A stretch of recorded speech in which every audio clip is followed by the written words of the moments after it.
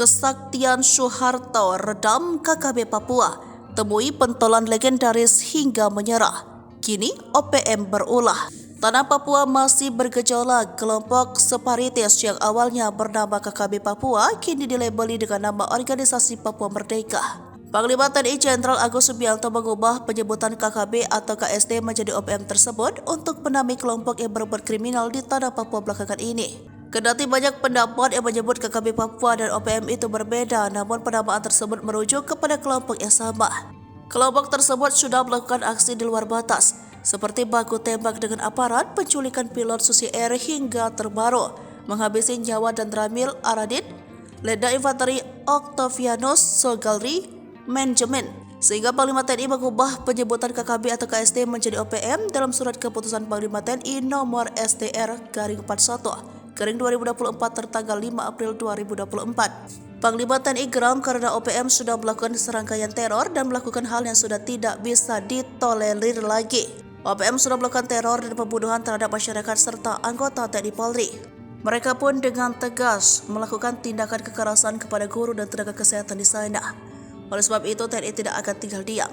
Seakan tidak tegas untuk apa yang dilakukan oleh OPM, tidak ada negara dalam suatu negara, ujar dia. Namun tak banyak yang tahu OPM atau kelompok tersebut sudah ada sejak tahun 1965. Tujuan berdirinya OPM adalah untuk mengakhiri pemerintahan Irian Jaya dan memisahkan diri dari Indonesia. Mulanya OPM menempuh jalur diplomatik serta mengadakan aksi pengibaran bendera bintang kejora, serta aksi militan yang kemudian berkembang menjadi konflik Papua. Rekam jejak sejarah menyebut Presiden kedua RI Soeharto pernah berurusan dengan KKB. Dikutip dari Tribun Manado melalui Great Hot, pemberantasan KKB Papua juga pernah dilakukan oleh Soeharto yang ketika itu menjabat Presiden RI kedua.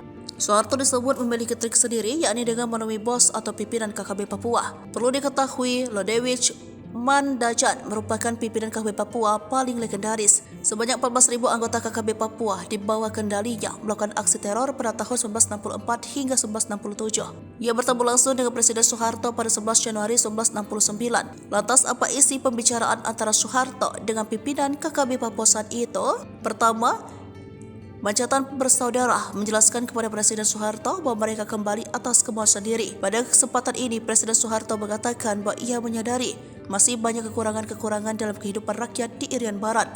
Akan tetapi, Presiden menegaskan bahwa kebahagiaan tidak turun dari langit, melainkan harus dicapai dengan bekerja keras dengan mengusahakan pembangunan. Barulah dengan demikian kita akan dapat memperbaiki hidup rakyat setahap demi setahap. Presiden Soeharto juga menegaskan kembali tekad pemerintah untuk membangun Irian Barat sejak daerah itu diperoleh kembali dari Belanda tahun 1963. Menurut Presiden, yang menjadi masalahnya sekarang ialah bagaimana pembangunan Irian Barat dapat diwujudkan secepatnya.